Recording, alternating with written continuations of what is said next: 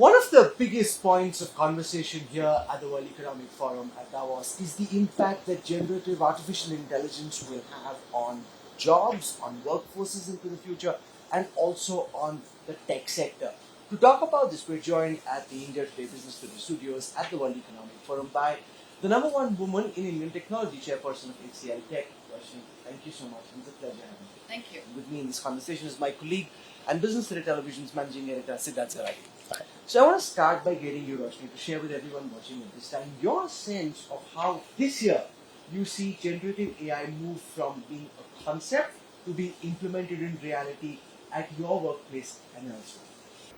So I think if I was to compare with last year with this year, I think the journey that generative AI has taken, especially in an industry like ours, is use cases. I think people are still overestimating the impact of generative AI as far as business is concerned in the short term, and underestimating what it can be in the medium to long term. I think today, across the industries that we work in, we've got about 170 generative AI labs, their use cases. But is it translating into very large ticket size business deals? Not at the moment, small ticket size deals. I think where more transformation is taking place is in the pyramid mix and the workforce. Because all of a sudden, like any new technology, the first thing the workforce you need to do is put them into upskilling, put them into these new skills that they're going to have to train. And so we've got 250,000 people, at least 80,000 now in upskilling. And the pyramid mix also changes a bit. So in terms of at the time of freshers coming into the system, what is the kind of skilling that you want to give them? There's hyper automation in some of the jobs that they used to do previously. And that doesn't mean that the jobs are going away. I think the nature of the job is changing. So let's spend a moment talking about that, because there is a paradox here. Typically, upskilling would require picking up new skills. Now you've got these models which are able to get the job done. And therefore, how has it been from an HR perspective trying to communicate to all these people who work with you? You said the nature of jobs are changing, but especially if you're somewhere in the middle of the corporate hierarchy, you would be typically feeling very unsettled and unnerved. Again, I don't think that is the case. And the reason I think that is because in our daily lives today, I think generative AI as a B2C has impacted us a lot more. So, I mean, if you ask an employee in his or her daily life, whether it's productivity and efficiency at home, working, with family, let's say I need to get an email drafted better or ChatGPT or whatever, they're using that. So they're already seeing it impact their personal lives. When you come into the professional workspace, over there the conversation changes because it's B2B. It's no more B2C. So they're coming with, as digital natives, they're coming with a certain experience. Then you bring them into the workspace. And for any of our customers to get the best of generative AI and the benefits of it, there is an applications ecosystem around it. So whether it's thinking about your data infrastructure, thinking about your data strategy, thinking about cybersecurity, thinking about cloud. I think a lot of these of our own customers have already invested in cloud and in their data infrastructure, which is going to now need different strategies to get honest data sets for their large language models and the kind of benefits they can get out from generative AI. So I think I would actually say the workforce is quite excited to work in these new technologies. And absolutely, that's going to be an opportunity. But viewers, I must tell you that this is great that Roshni is here, because just literally hours ago, HCL Group has announced a major partnership with Foxconn, which is one of the largest manufacturers in the world. And this is for chip packaging and testing. Roshni, tell our viewers about what this is, because this is very exciting. It's part of Atmanirbhar Bharat and semiconductors. We want to have make big there. So I think I'm going to rewind back a little bit. The genesis for HCL, starting from 1976, was in manufacturing and was in creating India's first indigenous 8-bit processor-based PC. We shipped it the same day as Apple, but we were a closed economy, so no one ever covered us. And so there's been a rich legacy that we've had in engineering services and creating core engineering. The avatar of the HCL group as it exists today is obviously having HCL Technologies as our flagship company in the forefront in IT services, but we've also got a very large workforce, about 70,000 to 80,000 people who are working in core engineering and engineering services. A subset of that is we do a lot of work in semiconductor design and FMS. So it's not that we're coming at it blindly. We have a certain DNA. We understand the ecosystem. We work, at least at HCL Technologies, with all the top partners. And I think today all of those companies in a standalone basis are looking at India as a market where they want to set up fabs. And they're thinking about supply chains. And there's so much of manufacturing that is also moving to India. So I think that today India is a much more ready market to consume everything that's coming its way. So for HCL Group now, so not HCL Tech, I have to clarify that, but it seemed like a very strategic thing to do, which is to go into the OSAT space. Does it also seem like going back to the founding father of HCL, Shiv Nadar's vision? Because he was the original hardware IT man. He spoke about the Fractal Corporation. So you are taking his legacy forward. Does it also have some emotional connect at this moment for you? I mean, only once the OSAT starts making money, I'll have emotional connect to it, if I have to be really honest. That's great. So at the moment, we've just signed a joint partnership, and I think the announcement came because I think Honhai Group Yes.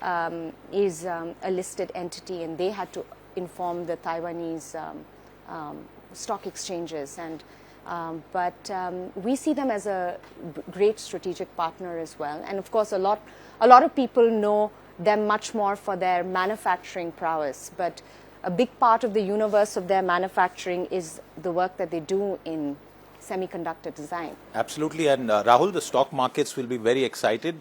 Roshni hasn't told us about the size of the opportunity, but considering what the government of India wants to do, the outlay they have for this sector, I think this is going to be a massive, big opportunity. But talk to a bit about how you see this whole ecosystem, different aspects of design to actual production, manufacturing, coming along in India, because we've seen the government's been trying really hard, but the process seems to be moving much slower than they would ideally want. Maybe, but I don't know how many of the announcements and collaborations that have been made where on the other side there is a tech partner sitting. So I think that maybe that helps scale it much faster because we understand the universe. And we're going to be in the area of high tech and assembly and testing. We already understand the services ecosystem which is around it.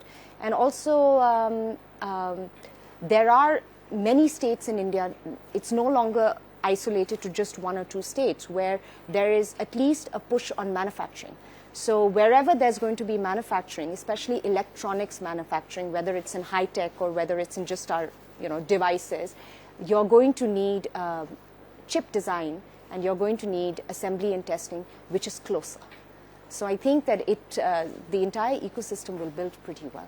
Do you see this as being an attempt to cater to the demand in the Indian market? Do you think in a global context, because of the vulnerabilities of production in China, given the fact that Xi Jinping and the PLA are getting increasingly assertive on the back of the Taiwanese elections, that this is also some kind of a parachute or cushion for global supply chains?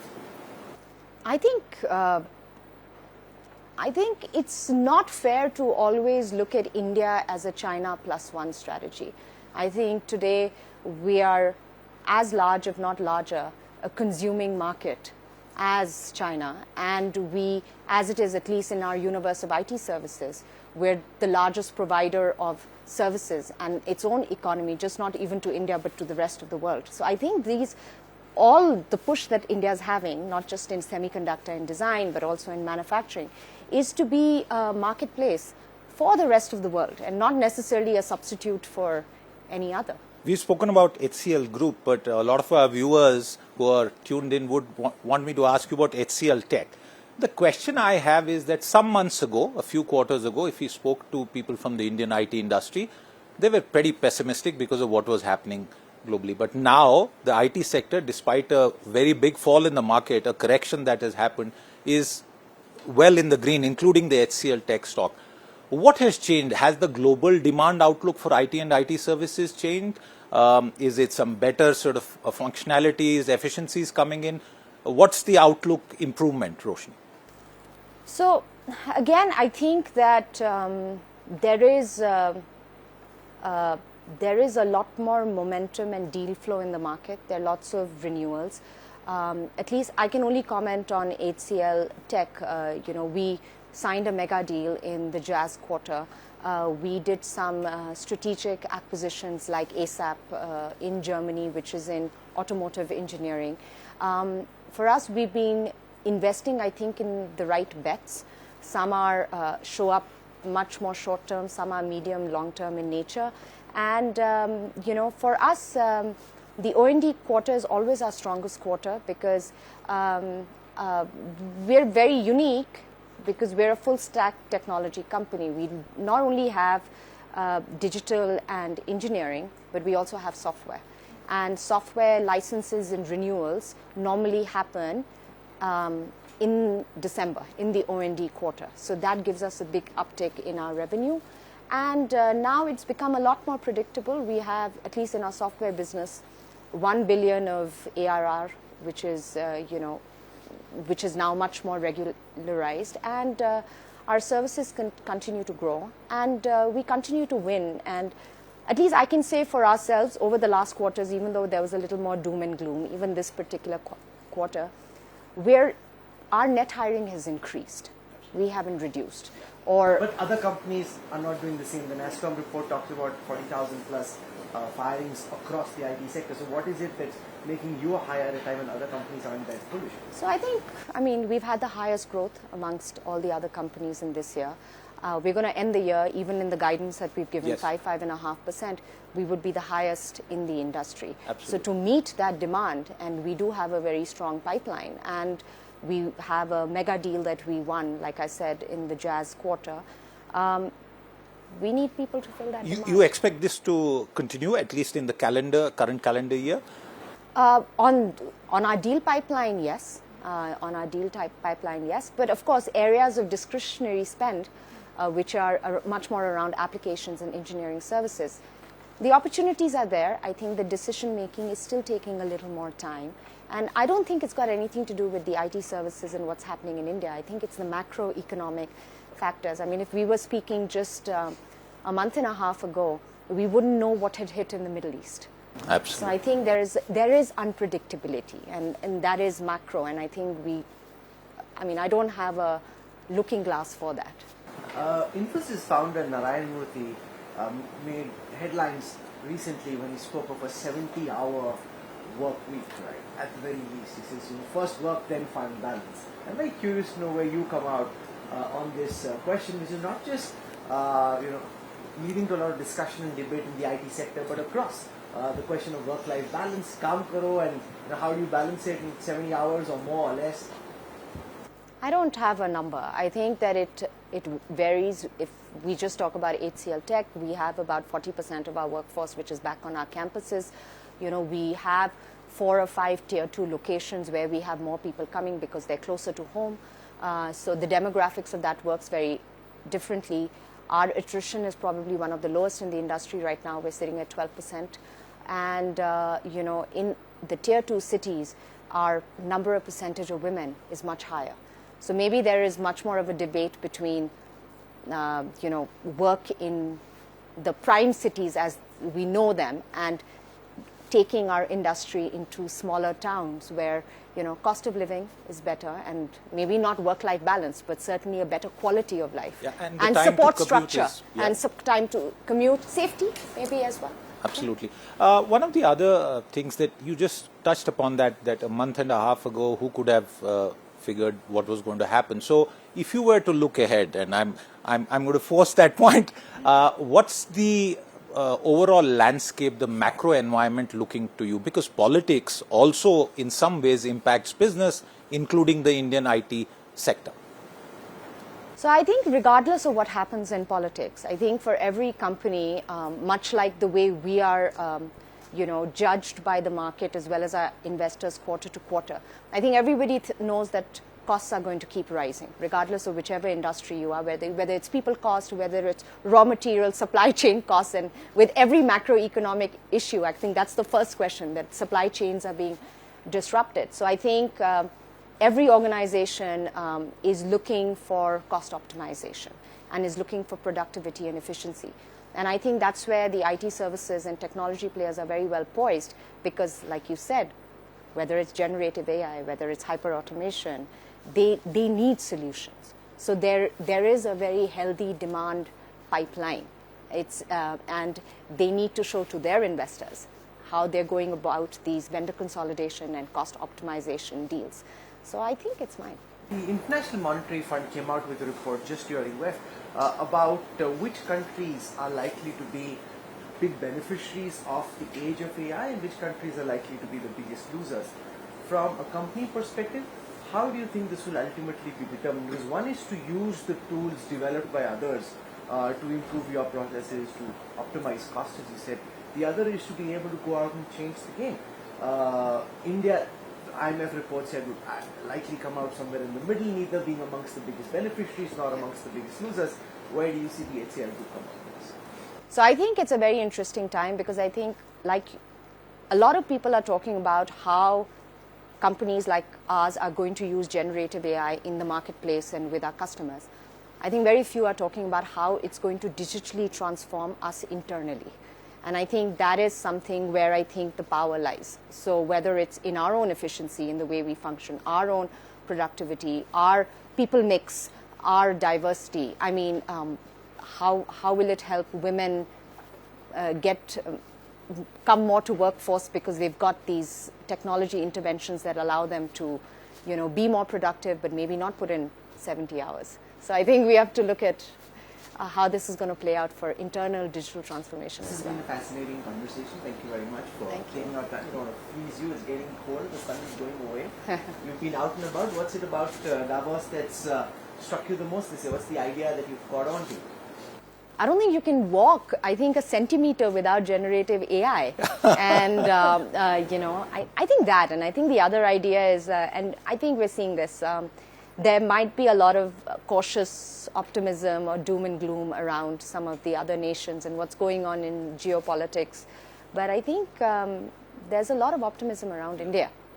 Whether it's 70 hours or not, Rahul, but in Davos, every business leader, like Roshni, puts in perhaps more hours on getting to meet people, talking, and that's where they get all. What struck me, Roshni, I think most interesting is the fact that last year there were so many of these crypto houses, they've all become AI houses. So there's this thing I picked up at the NYT, which is FICTI. So failed in crypto, now trying AI.